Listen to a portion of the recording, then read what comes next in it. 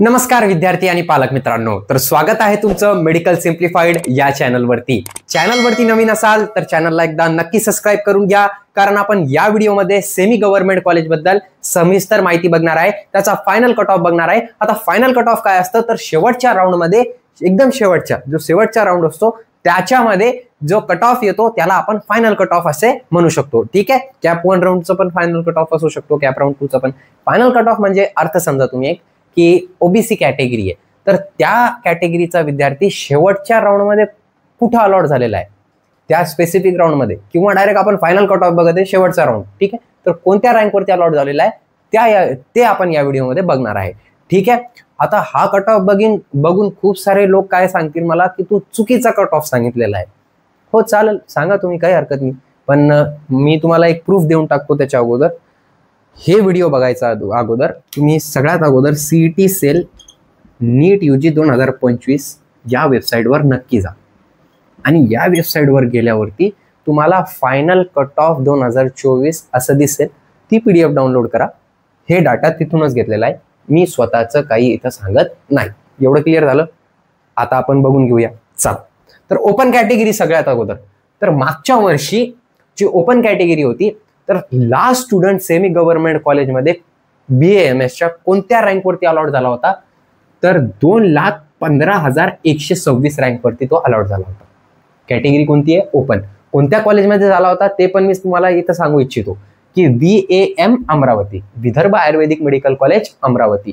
आता तुम्ही बघून घ्या, मी स्वतः म्हणते ना, सांगितलं पण तुम्हाला सीईटी सेल नीट यूजी 2024। ठीक, त्याच्यानंतर ओबीसी कॅटेगरी बद्दल विचार केला, शेवटी मी तुम्हाला हे पण सांगून देणार की हा कॉलेजेसचा कट ऑफ एवढा कमी का, आणि मी तुम्हाला का सांगत असतो की तुम्हाला सेमी गव्हर्नमेंट कॉलेज अलॉट होणार नाही, त्याचं रिझन मी शेवटी तुम्हाला सांगून देईन। ओके, तर ओबीसी कॅटेगरीचा बद्दल विचार केला तर 2,55,081 एवढी रँक गेली होती। ठीक आहे, VGA कॅटेगरीचा विचार केला तर 2,73,982 एवढी रँक गेली होती। NTBचा विचार केला तर 2,58,955 अशी रँक गेली होती। ऑल इंडिया रँक आहे। आता खूप सारे विद्यार्थी आणि पॅरेंट्स कॅटेगरी रँक मध्ये कन्फ्यूज करून टाकतात, तर पॅरेंट्स असो किंवा विद्यार्थी असो, ही AIR रँक आहे, ऑल इंडिया रँक। ठीक आहे, ऑल इंडिया रँक रिझल्ट मध्ये असते तुमची, तिथून तुम्ही ते बघून घ्या। ठीक आहे, त्याच्यानंतर NTCचा विचार केला तर 4,48,676 कोणतं कॉलेज अलॉट झाला होता? BAM अमरावती, शेवटचा विद्यार्थी होता।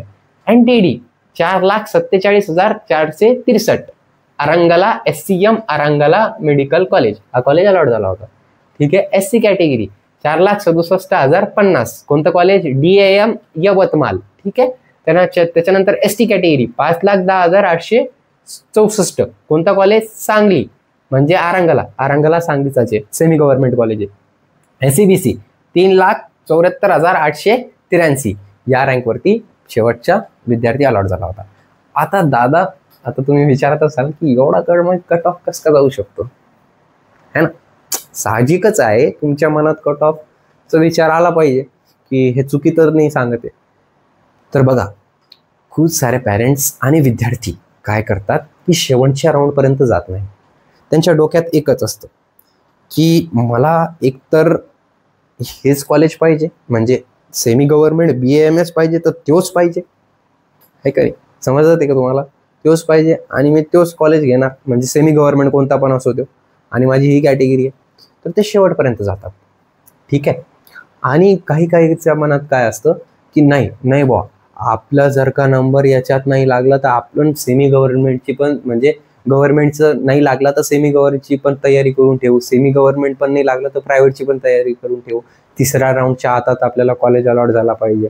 तर अशा कारणामुळे खूप सारे लोक काय करतात, कॉलेज लिस्ट जी असते, जी प्रेफरन्स लिस्ट असते, त्याच्यामध्ये चूक करतात।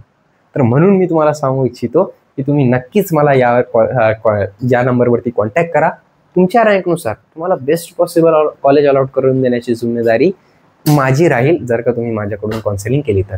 ठीक आहे, आणि एक अजून गोष्ट कधी पण लक्षात ठेवा, मार्कवरती काउन्सिलिंग केली जात नाही। मागच्या वर्षी खूप सारे विद्यार्थी होते ज्यांचं रँक चांगलं होतं तरी सुद्धा त्यांना चांगलं कॉलेज भेटलेलं नाही, फक्त आणि फक्त त्यांनी काय केलेलं आहे की काउन्सिलिंगमध्ये चूक केलेली। कॉलेजच्या नंतर त्यांनी मला सांगितलेलं आहे की भैया आमचं आजची अशी रँक होती तरी सुद्धा आम्हाला चांगलं कॉलेज अलॉट झाला नाही, तर तुमच्या चुकीमुळे हे कॉलेज अलॉट होणार नाही।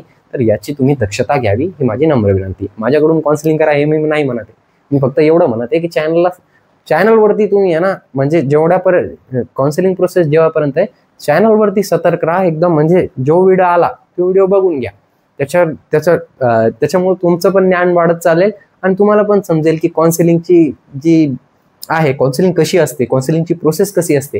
खूप सारे जे लोक आहे, कोणी पण असतो, ते मी स्पेसिफिक पर्टिक्युलर सांगत नाही कोणाला, पण ती चुकीची इन्फॉर्मेशन देते, ते मला आवडत नाही, म्हणून मी तुमच्यासाठी हे केलेलं आहे. ठीक आहे. So thank you so much. Have a great day. आणि जास्त करून हा चॅनल जास्त शेअर करा. Thank you so much. Have a great day. I hope तुमच्या रँकनुसार तुम्हाला बेस्ट पॉसिबल कॉलेज अलॉट व्हावा. जय हिंद, जय महाराष्ट्र.